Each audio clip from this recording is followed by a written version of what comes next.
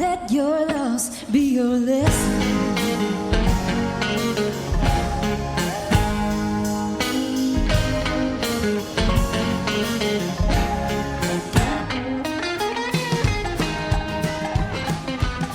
Hi everybody, welcome to the Guitar Cast. This is your host Andy Keithley, and this is our second episode.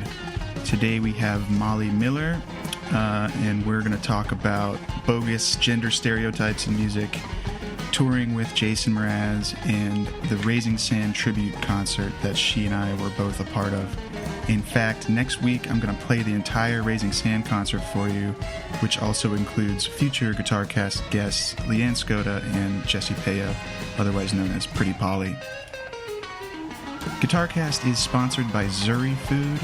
Go to zurifood.com and support fresh, all-natural, human-grade dog food from Southern California. Don't forget to subscribe wherever you get your podcasts and find us on Facebook, Twitter, and Instagram at GuitarCastPod. Thanks for listening. Okay, so we're here with Molly Miller. Molly, Hello. How you doing? I'm good. Coming from a gig. Tell me about your gig that you just came from. Well, I started playing country clubs randomly. There's a couple country clubs I play at on occasion. This one I haven't been at in a year. It's called Hillcrest Country Club. Okay. So it's a fancy country club. Me and a piano player. Okay. And he basically holds it all down, and then I'll kind of play the melody. I'll kind of maybe solo. Right. I get distracted by the facelifts. Yeah. That's like the biggest Good people distraction. watching, I'm sure. Oh my God. And everyone is like an I shouldn't say ex, but was a huge Hollywood superstar or made a lot of money or built the Valley or this one earlier. There was this one guy, he's like, then the guy I was playing with was like, that guy literally built Marina Del Rey. Right. I was like, oh, cool. Yeah, I did a gig one time, a Kentucky Derby party at the Beverly Hilton. Yeah. And it was like, wow, what planet are we on? Totally. I've been feeling like that a lot lately. A couple of my gigs are just like, wait, these are real human beings. Yeah. They really, and people our age and an older generation, Right. like the same, like, oh, this is Hollywood. Yeah. I feel It's like the Hollywood that people always talk about, but Yeah. you rarely see it. I mean, Hollywood is a million different things, Totally. but that's a part of it. I feel like we get to live on the outskirts. I felt like such an asshole last week. I was at this gig. I don't want to say what it was because That's fine. you never know who's listening. But I was talking to a guy at the gig, and he was like, like, where are you from? I was like, oh, born and raised LA. He's like, oh, that's crazy. Like, I never meet people from LA. I'm like, yeah. I was like, yeah, like all the assholes come to LA and move to Hollywood and ruin LA. I was like, and that's why we get a bad reputation. It's actually filled with wonderful people. You just have to I sift it have out. to explain that to people all the time. Yeah. And then we proceeded to talk. I was like, oh, where are you from? He's like, Indianapolis. I was like, okay. He's like, and I moved to Hollywood and Vine. And I was like, oh my God, I need to watch what I say. I can't speak my mind. Yeah, that happens. Yeah. So did they like the duo at the gig tonight?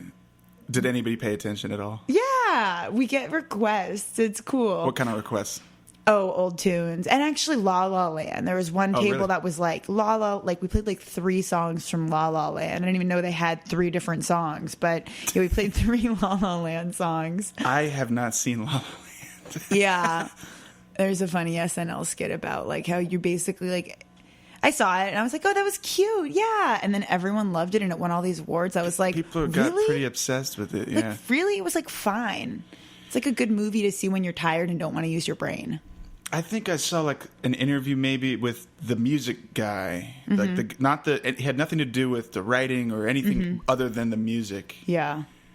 And I mean, it seemed like he was the MD actually, and it seemed like that part was covered pretty well by like pretty solid players. Yeah. and obviously. I know my friend sang the theme song. I know I shouldn't say it. I know there was more than a couple songs in the movie. Yeah. But yeah, like my friend sang the theme song. They used like a bunch of LA players, which was really cool.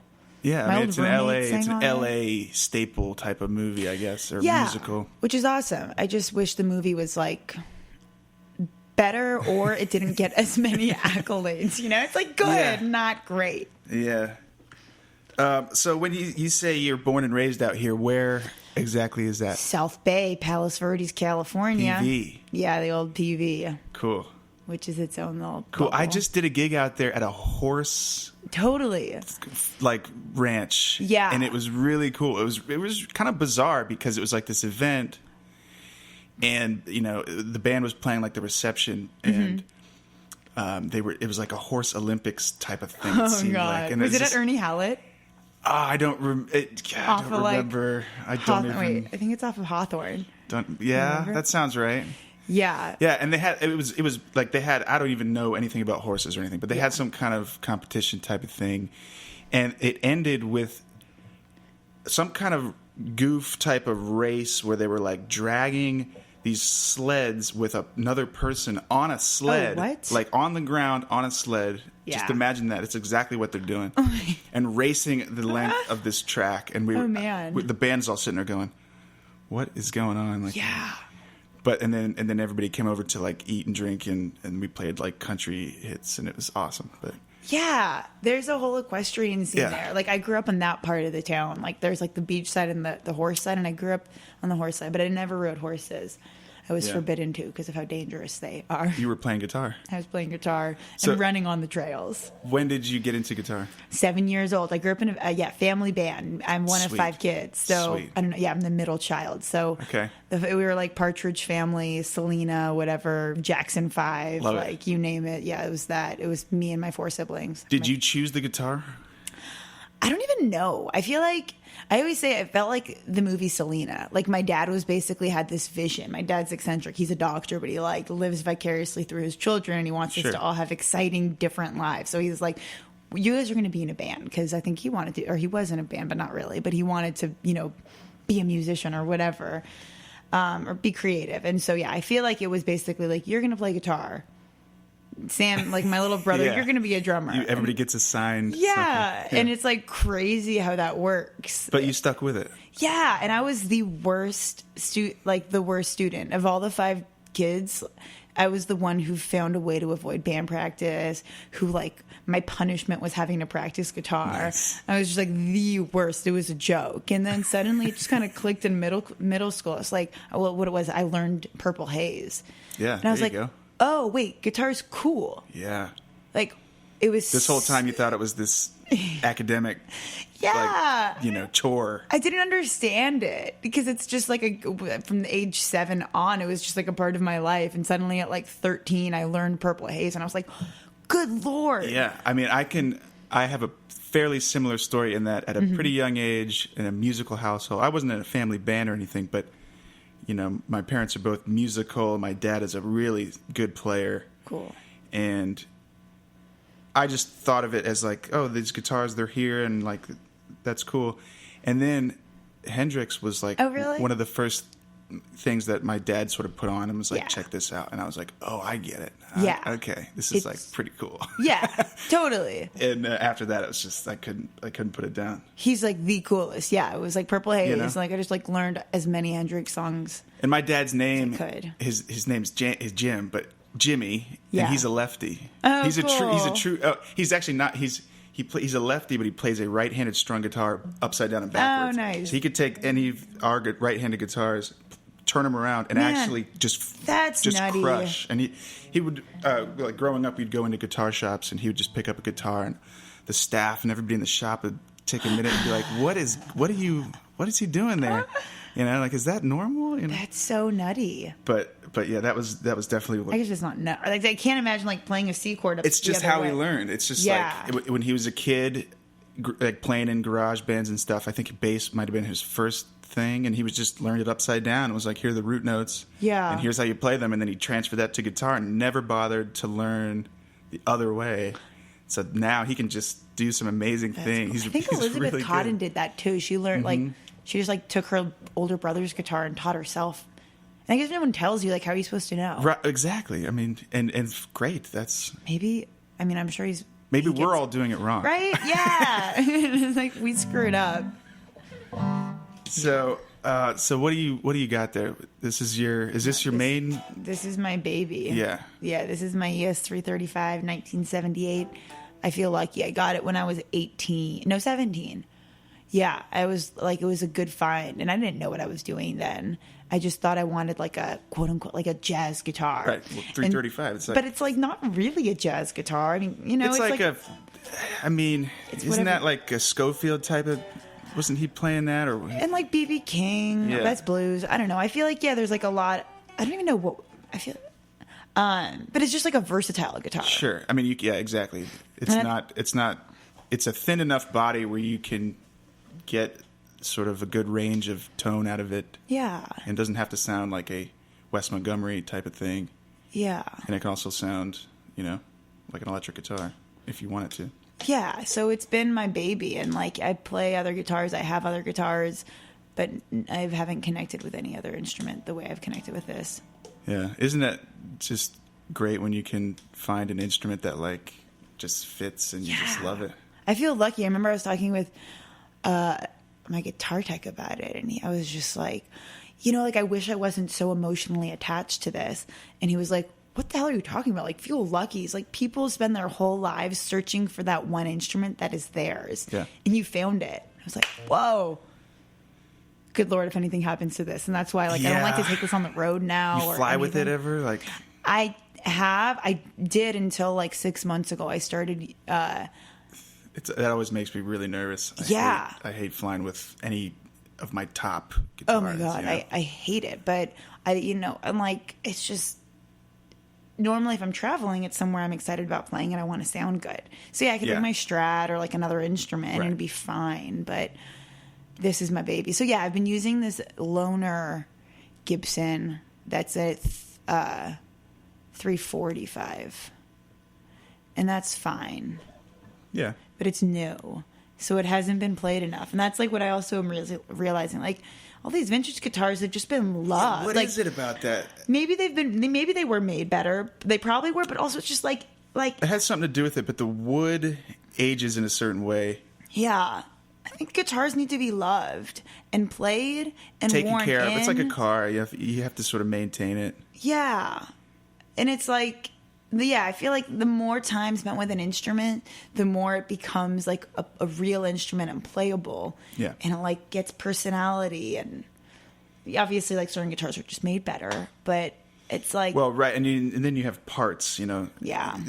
The guitar is basically a body and a neck, but then you have tuners, you have pickups, you've got pots and knobs and yeah. all that. That's the kind of stuff where the money goes up to a certain level, and then I just think, like when I'm thinking about an acoustic guitar, which has been my whole life up until, I mean, not really.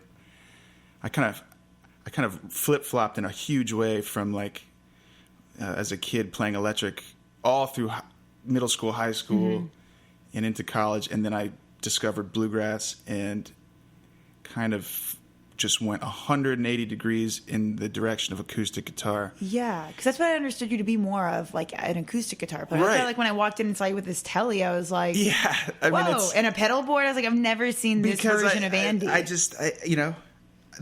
found myself in a bluegrass band going hard in that direction, like deep into the bluegrass world, and I sort of.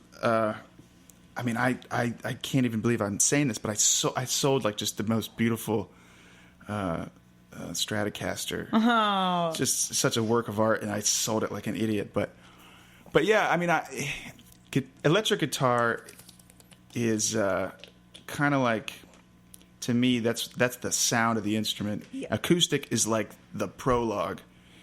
Stylistically, if you go back to any genre, it's usually going back to a acoustic instrument, whether it's blues. Well, the first blues was an electric guitar, it was acoustic.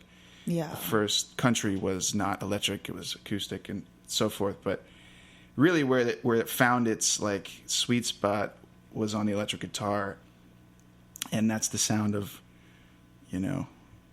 how many generations worth of music. It's just dominated it. So I've been getting back there and sort of building up my rig, and I'd love to play more electric guitar. Yeah, what do you think? I get the question, like, oh, do you play acoustic or electric? It's like that question. That's like, how do you feel? I feel like always judgmental when I hear No, that I mean, question. whoever's saying that either is not a player and they don't know what they're talking about, or they are a super player and they really want to know literally specifically what did you play on That's this so true. gig today or yesterday. Totally. I'm know? always just like, do I play? I'm like, I play it's both. like, Really, yeah, and- give me a guitar. I don't care what color, size, whatever. Right. I mean, it's the same instrument in a lot of ways. Yeah. I guess you play them differently. Yeah, I play way more. Well, that's the thing electric. is stylistically, you know, when you're playing an electric guitar, a lot of times you're going further up the neck.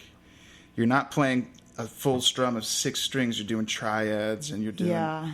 And that's a style thing, whereas on an acoustic guitar, you're doing full chords, lower in the lower register, you know, bass notes. You're kind of like, it's more of a rhythm thing. Yeah. But you can obviously do both. You can crisscross those at the same time. But I just remember, for me, it was like I learned like my open chords first, you know, really young age, and then bar chords was like when I was a teenager. I started learning like, okay, here's like your. I don't remember learning bar chords. Really, that was never a I feel like chapter. the first like 4 or 5 years of my guitaring just blend in. Like I remember actually I had this. The one thing I remember learning power chords. Yeah. Well, But yeah. I remember my teacher being like, "Do you want to know a secret?" And the way he taught it was really smart. It was like it's like this super cool thing. Every rock song in the 90s was just like, Yeah. yeah. Outside of that, though, everything's just like blurred together until basically like Hendrix, and then it was like Yeah. jazz chords and like I remember learning like the modes. Like that was a thing. Modes is still kind of a It's a thing. It's just a head spin for me, but I mean, you know, some of them. Oh my god, I had a student who went to jazz camp for a week, and he had Julian Coriel as like a master class, and my student's like, he's awesome. He like picks things up really quickly and like learns on his own, which is a completely new concept for anyone his age who's like, I feel like that generation doesn't understand that like how to learn things on their own. They're so used to everything being spoon-fed. So he'll like check something out and dig deep. And so Julian like mentioned the modes and like talked about, you know, That's if you're in C. great to have a student who's doing that. Oh my God. You're just like, yes. I drive to Palos Verdes to teach him Right. for like way less than I charge because I don't care. It's not about the money Right. with like this You kind of have student. It's just so cool. But yeah, he was like hearing him talk about like what a Dorian scale is. He's like, it's a C major scale starting on the D note, and just like, I don't know. You're It's just cool like, to hear success. Yeah. like what I'm like, and trying to explain to him like what sounds are versus like a scale. And I don't know. Did you play in high school? Like, was there a jazz band? Totally. Were you doing that? Yeah, I did jazz band, and then my younger brother's a drummer, and Okay. he's an amazing drummer. We still get to play together sometimes. Sammy Miller, he has a great band, Sammy Miller and the Congregation. Miller. Shout out. There you go. But yeah, so we had like a little jazz combo in high school too, and then I like played in rock bands. I feel like in high school is really when it like Hendrix for me. Middle school was like the thing, and then I realized like guitaring was cool, and then the family band kind of stopped when I went to high school, and I was just like, oh my God, I miss playing music every day. And so I started seeking out my own musical things, which was like the school jazz band, a combo, like other, like playing with my friends in a rock band. And I had like another like jazz group outside of school Really? too. Yeah. We like played the Jazz Bakery and stuff. I was in the jazz band in school, but to me, and it was great, you know, just a really great teacher, and I learned a lot. And at the time I was taking lessons specifically for the jazz band. So after school, I would go take lessons and learn whatever chart we were running down. Which is awesome to have like a lesson that's guided. It's right, like, exactly. It here's our was goals. let's learn this today, Yeah. and that was kind of when I got my first start with seventh chords, you know. Yeah. But to me also, that meant that when I got away from that and went and played with my friends, it was rock, and that's all I wanted to do. So I never pursued jazz outside of like an academic sense. But so you went on to USC, is that right? Yep. Usk. right out of high school? Right out of high school, yeah. I kind of knew that's what I wanted to do. So I was like, guitar was my life, but I didn't really, when you're like a kid, you don't really think about like, I was like, yeah, maybe I'll be a musician, whatever. And then I went to Berklee College of Music for a week and did their guitar program. And that's when it was just like this huge moment for me where like, oh, wait, I get it. Like, this is definitely, there's nothing else I can do with my life. I've never felt more like I was understood and understood. Was that the 5-week program? It was just the 1 week, but it was just like, it was like a 1 week guitar seminar thing. And just like, I was so happy. I felt like finally I was with people who like I really got who got me. And it's like I had, high school was great. I wasn't like this person who like, I was like, oh, it was just like, I had friends. It was cool. But like being with just guitar people. Yep. And like realizing that you can like major in that and have a career as a musician. I remember, so I went to Berklee. Did you do the 5-week? Oh no, you went to school there. I went there. Totally. And graduated. Yeah. And I wasn't even sure I wanted to go there. And I went up on a trip to like, in that time, and I guess it's in your junior year when you're like visiting colleges or whatever.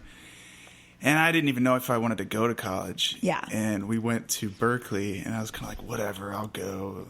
Yeah. And I just remember walking around that campus and seeing the number of students with a guitar strapped to their back, you know, and just being like, okay, this seems like my kind of crowd. Yeah. I didn't take a class. I didn't do anything. I just was walking around that sort of area. I was just like, there are a ton of guitar players here. Yeah.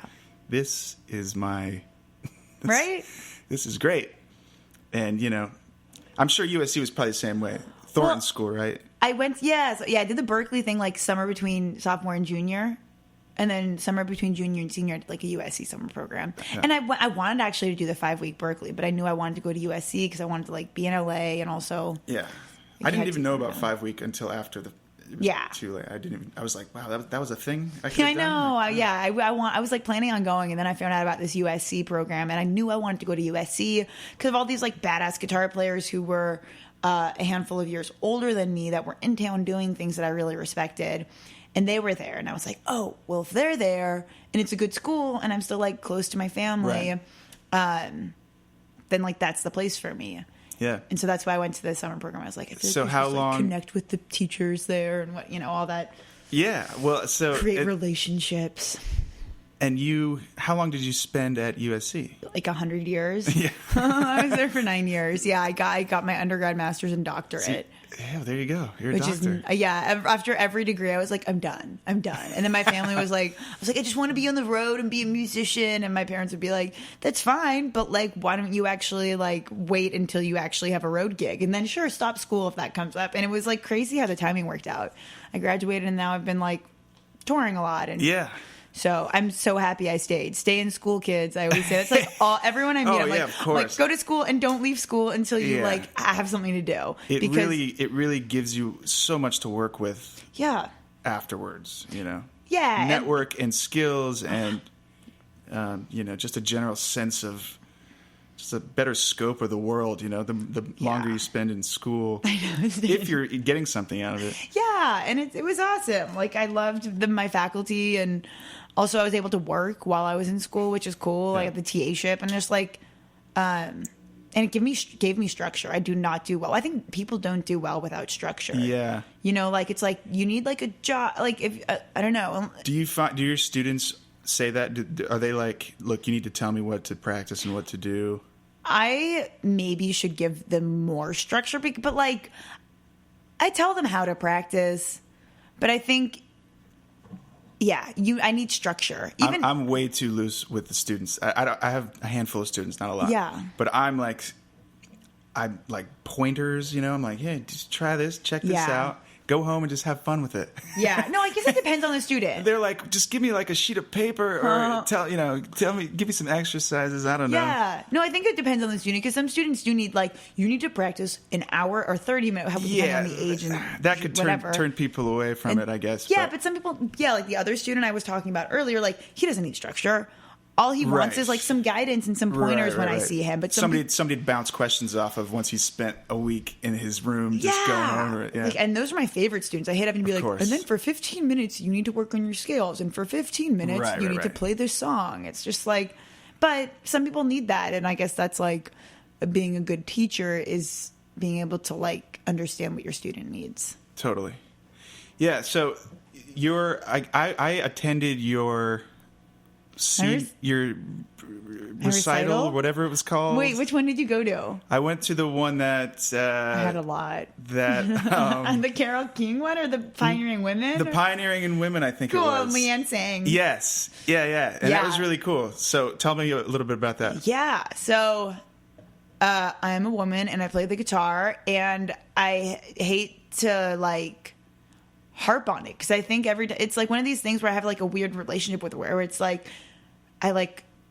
I go into a bar and I have like a guitar on my back and they're like, oh, is that your boyfriend? Right. Oh, is that an acoustic? Oh, are you the singer? Like every like bias stereotype. You're like the best guitar player in the room. And that's why sometimes so it's made me work harder where it's like I want to say a snarky comment, but instead I'm like, no, I play the guitar. Smile. Okay, Molly, be a badass tonight because like.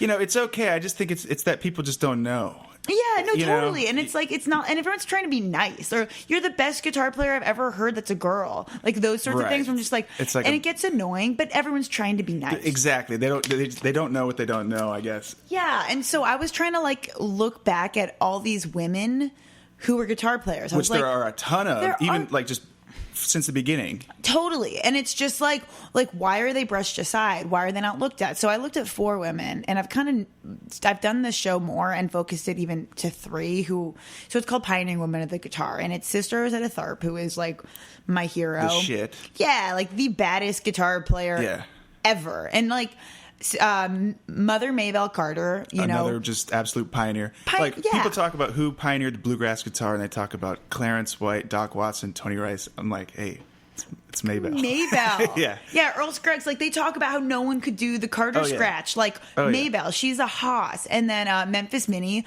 who's another one of these like pioneers. Like she was. Without her, like blues guitar, R&B, Chicago blues would be a different thing. She was like killing it in Lester Melrose's studio and totally changing the way the guitar sound. Like Rosetta and Memphis Minnie were playing electric like before any of the dudes were really. Yeah. And then I also talked about Mary Osborne, and she's just a badass guitar player. A great jazz guitar player. But I was just looking at these women, their career, why are they so good?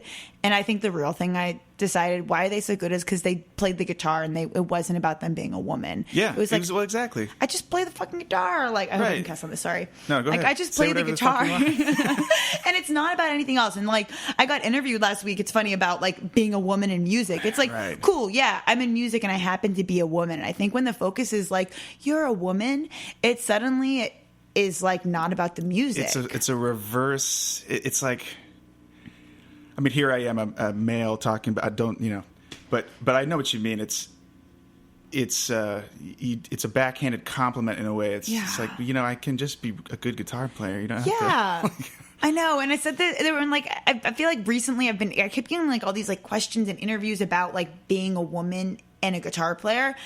And like growing up, like I had this guy was asking me recently, like, what was it like? Like, were you uncomfortable as a woman in like jazz band in high school and stuff? I was like, he's like, isn't it nice when people like, address everyone in the room, like the men and the women? I was like, no, say guys, say people. I was like, I don't need to be like guys and girls. Like if there's a black person, like black people, are you going to be like, are you white and black people, blue eyes and brown eyes? Like, no, we're all freaking human beings. And I think that's that exists more so on the consumer side of things. Mm-hmm. But if you're talking to musicians, they don't talk like that, No.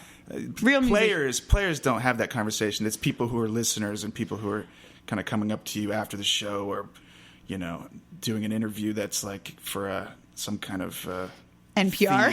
Yeah, exactly. Have you done an NPR thing? No, that's what it feels like. Then when everyone's like so politically correct, everything's like, how is it to be a woman in music? I'm like, it's fine, dude. Like, I'm like, if I don't talk about, if it's not like I am a woman and I am a musician and I have feelings, it's like, we all know that, but let's just play some music. I've never met a single musician, a player, who has mentioned or given a shit about any of that stuff. Yeah, totally. When you're all in the same room, it's the music is what matters. Amen. And it's like, and then people from the outside come in and say, oh, well, let's bring these outside issues into this music Yeah. scene. It's like, okay.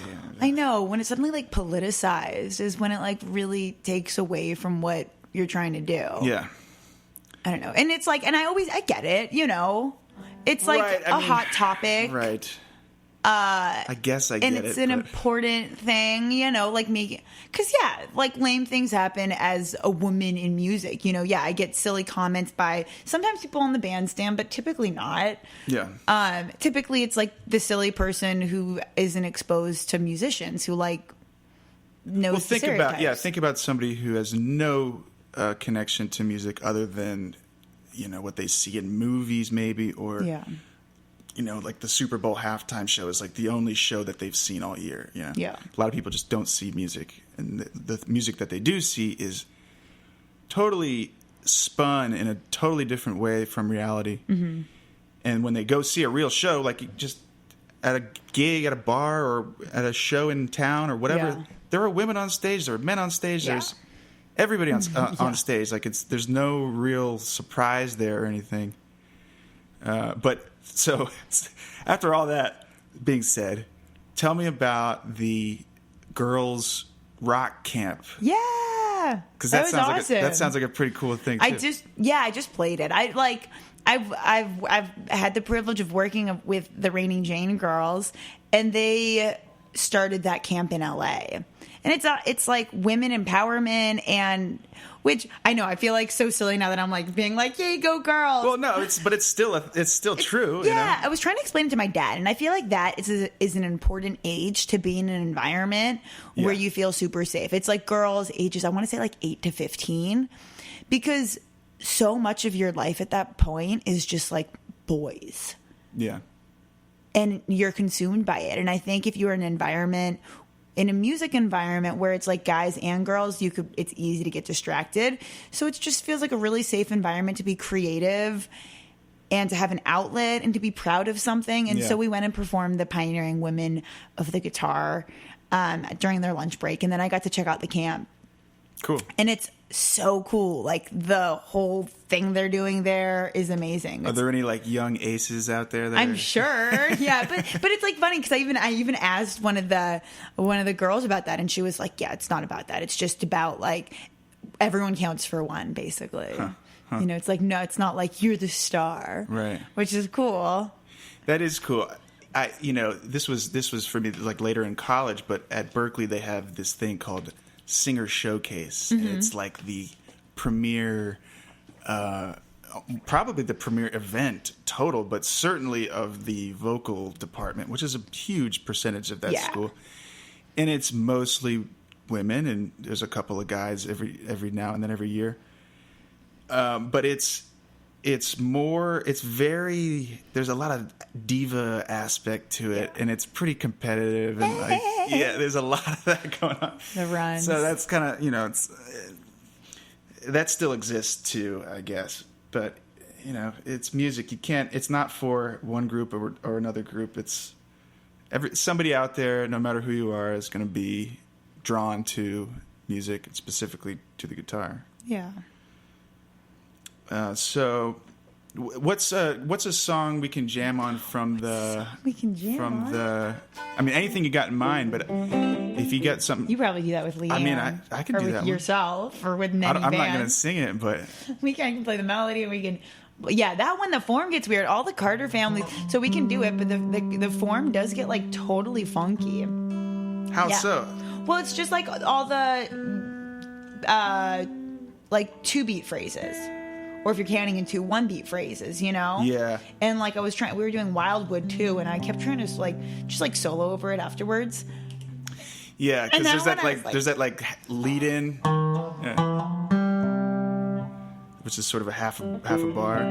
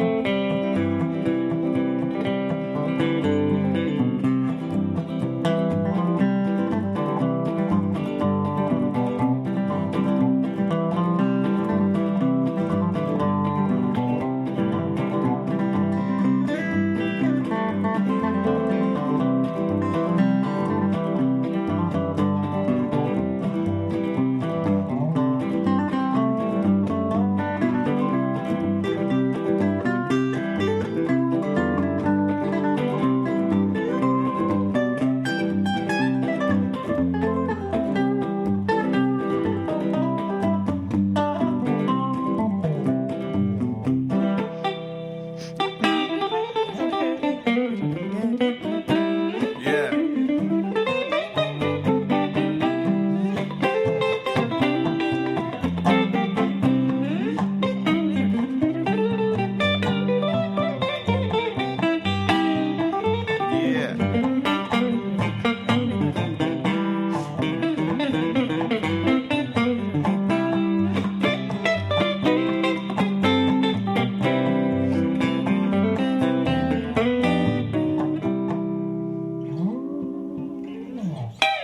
Yeah, that's great. Yeah. So, I mean, there's a lot of, I can hear like you're putting a lot of, I don't know how else to describe it other than jazz. It's funny. It's such a 4-letter word, but Yeah. it's in there, you know?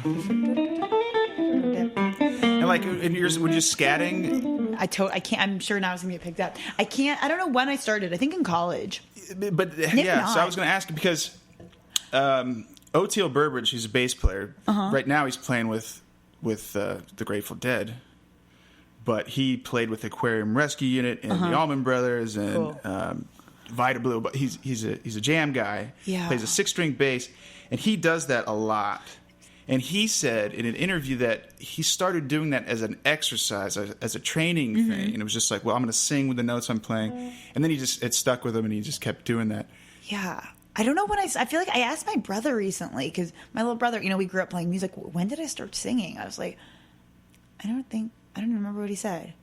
Because I know I did it all through college, I think, is when I really started to do it more. It's cool because it's like just your mind and your hands are just all communicating, and it's It's cool, except when you're like recording an acoustic thing. Maybe. I remember like listening back to myself, and I was like, oh my god, what is that horrible whining sound in the background? I was like, oh my god, that's me. No, I dig it. I think it's cool. Yeah, so it's like I studied with Bruce Foreman, and he does it too, and I was like, did I steal it from? Or like, I don't want to say steal it. Did I like do it because from him? Or yeah, like did someone tell me to do it? Like I don't know. No, I think it's a natural thing when you're thinking of, because at a certain point when you're learning the guitar and when you get to a certain point of playing, you're not guessing what's it going to sound like if I go a whole step up. You know it's going to sound like, so you're kind of just you're just because a lot of this stuff is happening so fast and you're going up, Yeah. You know what that's going to sound like. I could without playing, I could tell you what the notes are going to sound like. I know, but it's funny. I feel like I would get really self-conscious if I had to like sing it. But like with my guitar, it's just like, oh yeah, I know what it's going to sound like. This is like my little security blanket. Sure. My big security blanket. My big baby. Cool. So the last you've been out with Jason Mraz, is that right? So that's great. Oh my god, it's been so fun. How did you get that gig, and what's that been like? I was playing guitar for one of his best friends, Bushwalla, who's awesome, and so I started playing with him like 7 years ago, which is through my friend Aaron, who's a sax player, who's my older brother's best friend. Like that's what you never know how life works. Yeah, it's all in the family. Yeah, which is the coolest thing. Like everything I've ever done that I was like enjoyed happened super organically. Through a connection that, like, you never know. It's not like, oh, I'm going to be friends with him because he's going to get me a cool gig. Sure. That's been a theme so far on literally every guest on this podcast is your network comes from such an organic place. Yeah. And it works for you after a number of years. And basically everybody, that's all my guests on this thing are just friends of mine. Yeah. After doing this for 10 years or whatever. And I think that's how a lot of people get their gigs. I haven't heard one person yet say, oh, I went to a blind audition. Totally. And I've done plenty of those. Yeah, I've gotten some of those gigs, and those are like fine. Sure.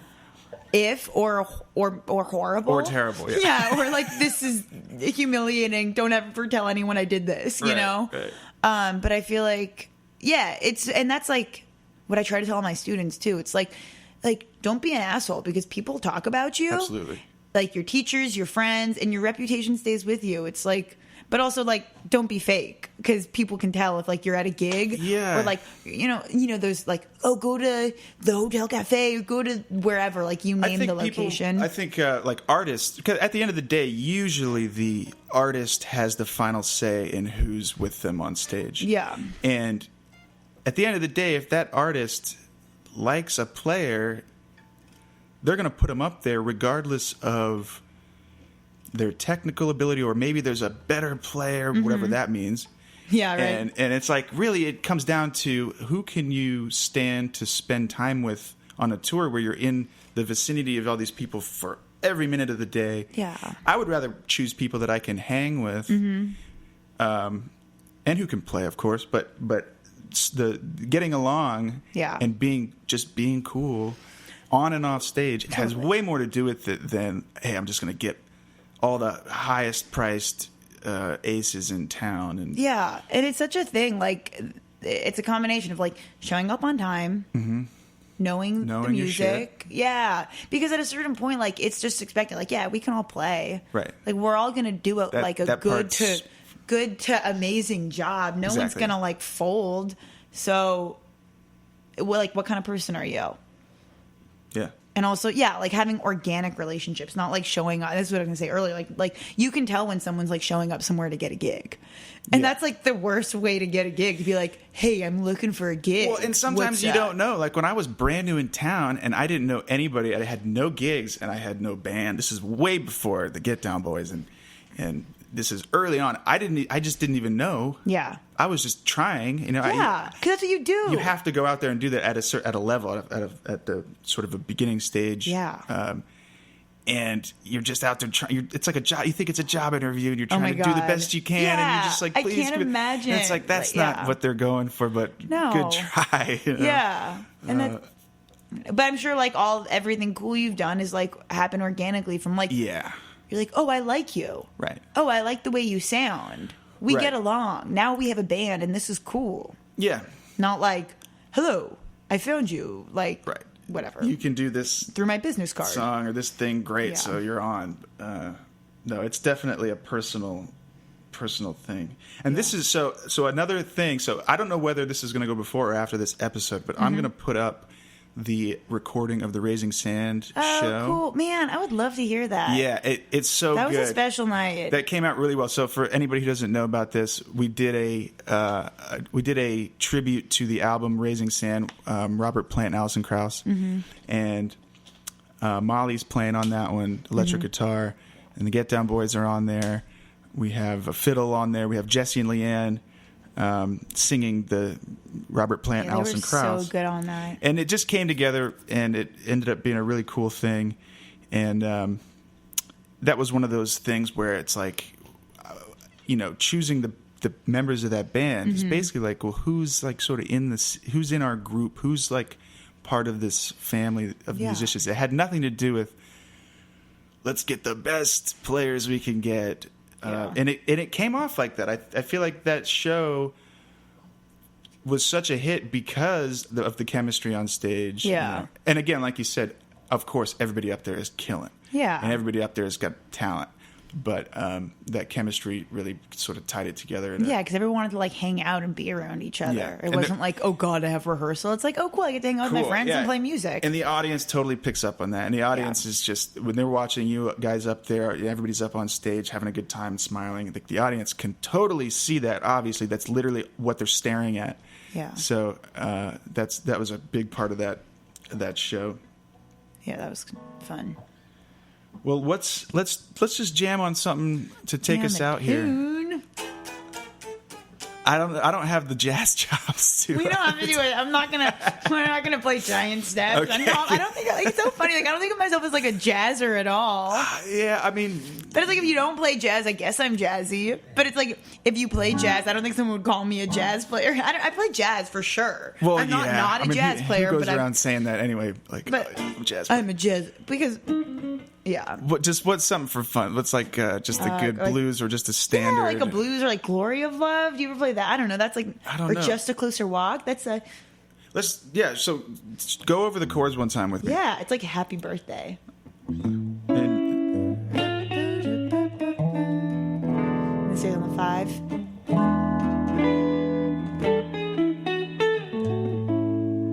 And stays in the 1. 1 7. I like to make that minor right there Okay. dramatic.